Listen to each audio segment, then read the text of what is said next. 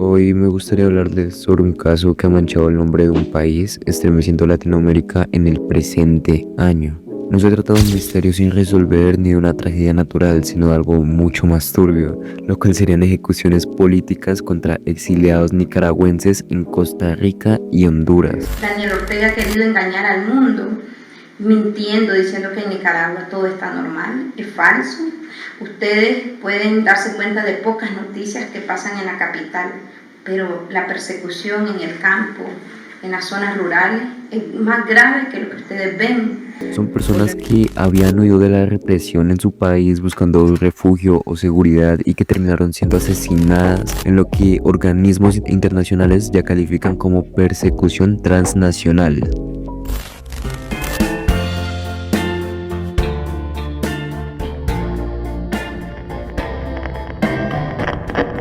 Las víctimas fueron atacadas en circunstancias que muestran un patrón algo sistemático, ya que algunos fueron emboscados en la vía pública, mientras que otros fueron asesinados incluso en sus propias casas. O sea, solo imagina estar en tu casa tomándote un café y que llegue un grupo de personas a simplemente ejecutarte por ser exiliado. O sea, es algo que no tiene sentido. Los informes ya señalan que los responsables actuaban con información precisa sobre la vida cotidiana de los exiliados, lo que sugiere una especie de coordinación y planificación desde Nicaragua, Costa Rica y Honduras, los cuales, si sabemos bien, son países que históricamente han sido refugio para quienes huyen de las dictaduras, haciendo que estos países se transformaran en escenarios de ejecuciones políticas. La violencia no fue aleatoria, fue selectiva, dirigida contra líderes comunitarios y voces críticas. Incluso ya hasta se están investigando otros 4 crímenes con características similares, lo que refuerza la hipótesis de una estrategia de persecución transnacional.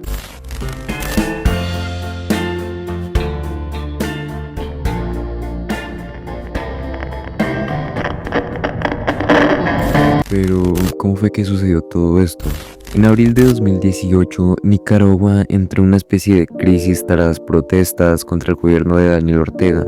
La represión fue brutal, ya que hubo cientos de muertos, miles de presos y medios independientes cerrados. Esto provocó una ola de exilio de más de 600.000 nicaragüenses, principalmente hacia países que ya habíamos mencionado como lo es Costa Rica y Honduras, donde muchos se organizaron para denunciar al régimen. Ya con el tiempo surgieron denuncias de listas negras y vigilancia sobre opositores en el extranjero. Desde el año 2019 se reportaron amenazas y hostigamientos, lo que mostraba que la represión ya no se limitaba al territorio de Nicaragua, sino que se extendía hacia muchos otros países. Ya en 2025, esta persecución alcanzó su punto más turbio, ya que asesinaron al menos 9 exiliados en Costa Rica y Honduras. Entre ellos se encontraban Santiago Rivera Müller y Roberto Samcam. Las investigaciones apuntaron directamente al régimen de Ortega como responsable, convirtiendo el Estado en culpable de una estrategia transnacional que transformó el exilio en un espacio inseguro.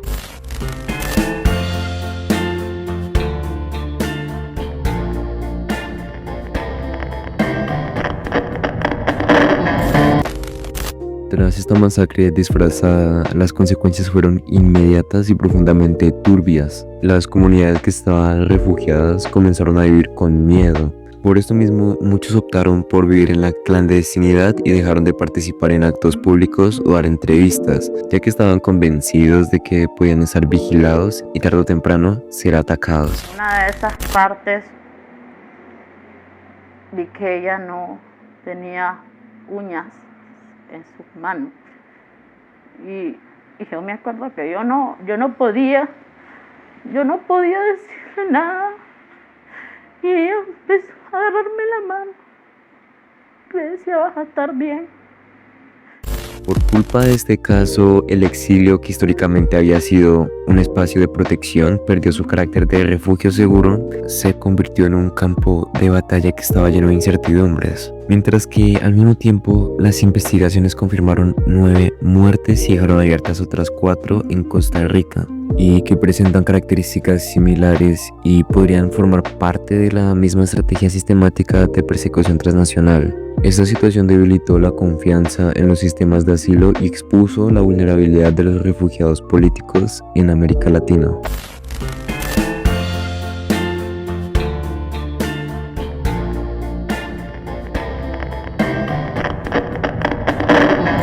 La reacción de los países vecinos fue tibia. Costa Rica, el cual fue el principal receptor de exiliados nicaragüenses, fue criticada por su silencio y por no ofrecer medidas contundentes de protección. Por otro lado, Honduras, que fue escenario de algunos de los asesinatos, tampoco emitió declaraciones firmes, lo que generó preocupación sobre su capacidad para garantizar la seguridad de los refugiados. En el ámbito internacional, organismos como la Organización de Naciones Unidas, lo cual es la ONU, y la Comisión Interamericana de Derechos Humanos advirtieron que estos crímenes podrían constituir delitos de lesa humanidad, mientras que organizaciones como Amnistía Internacional y Human Rights Watch denunciaron la impunidad y exigieron sanciones más fuertes contra el régimen de Ortega. Algunos países europeos se sumaron con llamados a endurecer las medidas diplomáticas, aunque sin acciones concretas que cambiaran la situación.